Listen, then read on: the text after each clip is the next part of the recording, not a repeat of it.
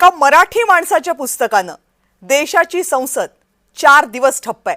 भारताच्या सर्वोच्च सदनामध्ये संसदेमध्ये गेले 4 दिवस जे काही सुरू आहे ना ते फक्त ऐतिहासिक आहे। 140 कोटी भारतीयांसाठी निर्णय घेणारी संसद प्रचंड गोंधळात आहे, कारण विरोधकांना नेमकं हवंय काय ते त्यांनाच माहित नाही आणि सत्ताधारी नेमकं टाळतात काय ते त्यांनाच कळत नाहीये। मुद्दा आहे एका पुस्तकाचा जे अजूनही प्रकाशितच झालेलं नाही। पुस्तकाचं नाव आहे 4 स्टार्स ऑफ डेस्टिनी।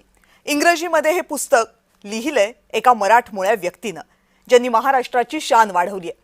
नाव आहे जनरल मनोज मुकुंद नरवणे, देशाचे माजी लष्कर प्रमुख। डिसेंबर 2019 ते एप्रिल 2022 या काळामध्ये मनोज नरवणे देशाचे लष्कर प्रमुख होते। याच काळात भारत चीन तणाव तीव्र झाला, डोकलाम गलवान संघर्ष घडले। ऑगस्ट 2020 मध्ये 4 चीनी टँक सीमा पार करण्याच्या इराद्याने भारताकडे सरकू लागले। लष्कर प्रमुखांनी ही बाब दिल्लीला कळवली, पण सेनादल प्रमुख, संरक्षण मंत्री आणि पंतप्रधान यांनी 2 तास त्यांना काही उत्तरच दिलं नाही। टँक 100 मीटर अंतरावर आले, उत्तर आलं नाही। भारतीय सैन्य बंदुका सरसावून उभं होतं, ऑर्डरची वाट बघत होतं। शेवटच्या क्षणी पंतप्रधानांनी मेसेज दिला, तुम्हाला जे योग्य वाटतं ते करा। त्या क्षणी मला प्रचंड एकटं वाटत होतं असा अनुभव जनरल नरवणे यांनी आपल्या पुस्तकामध्ये लिहिलाय। शत्रू देशाच्या सीमेवर असताना देशाचं नेतृत्व हातावर हात ठेवून बसलं होतं, त्यांनी देशाच्या सुरक्षेशी खेळ केला अशा आशयाचे आरोप राहुल गांधी यांनी सोमवारी संसदेमध्ये केले। जनरल नरवणेंचं पुस्तक खरं तर 2024 साली प्रकाशकाकडे गेलं होतं। पुस्तकाच्या कॉपीज छापून झाल्या होत्या, पुस्तकाचे काही संक्षिप्त भागही प्रकाशित झाले होते, पण कोणत्याही लष्करी अधिकाऱ्याला आपलं पुस्तक प्रकाशित करायचं असेल तर संरक्षण मंत्रालयाची परवानगी घ्यावी लागते। जनरल नरवणेंचं पुस्तक विक्रीसाठी उपलब्ध होण्याच्या फक्त काही दिवस अगोदर संरक्षण मंत्रालयानं पुस्तक प्रकाशनासाठीची परवानगी नाकारली। त्यामुळे या पुस्तकातला काही मजकूर माध्यमांमध्ये प्रसिद्ध झाला होता, पण संपूर्ण पुस्तक प्रसिद्ध होऊ शकलं नाही। त्यामुळे जे पुस्तक प्रकाशितच झालं नाही त्यावरून प्रश्न कसे विचारता असा गदारोळ सुरू झाला। गदारोळ इतका वाढला की पंतप्रधान नरेंद्र मोदींना लोकसभेमध्ये बुधवारी आणि गुरुवारी भाषणही करता आलं नाही।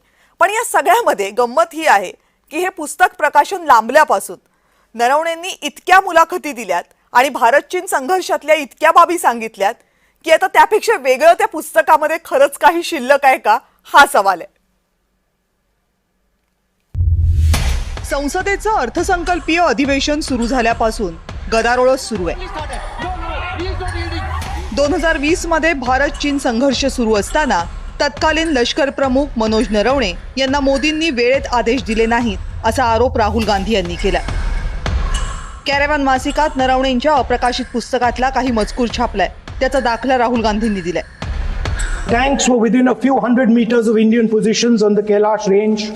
No, sir. No, sir. No, sir. No, only started. No, he is not yielding. He is not yielding. Sir, this is not. He is not yielding. No, he is not yielding. He is on the front. Defense minister cannot involve. How about you? He is starting. क्या वह पुस्तक प्रकाशित हुई है जिसपे यह सब सारी बातें लिखी हैं?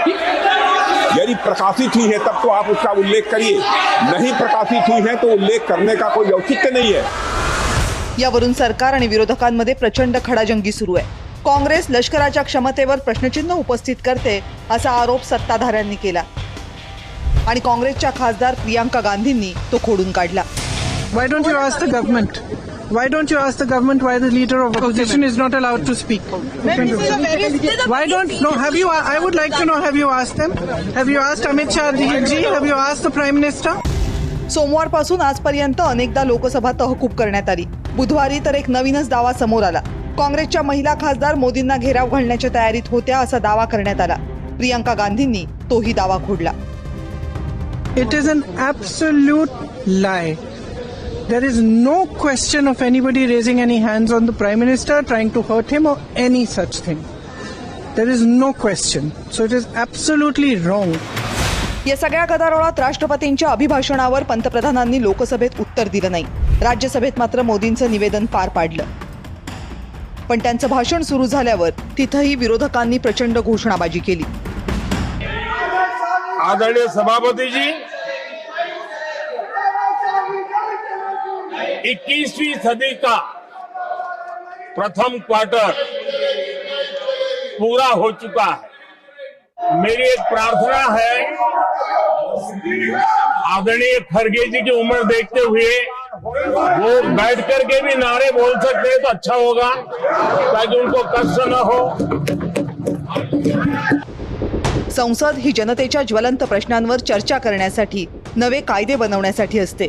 अधिवेशन सुरळीत पार पाडण्यासाठी सत्ताधारी आणि विरोधकांमध्ये संवादही आवश्यक असतो.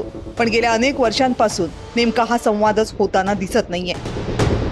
देशहितापेक्षा आपापसातले मतभेद हे जास्त महत्त्वाचे वाटू लागलेत का, हा विचार सत्ताधारी आणि विरोधक दोघांनीही करायला हवा. ब्युरो रिपोर्ट, जय महाराष्ट्र.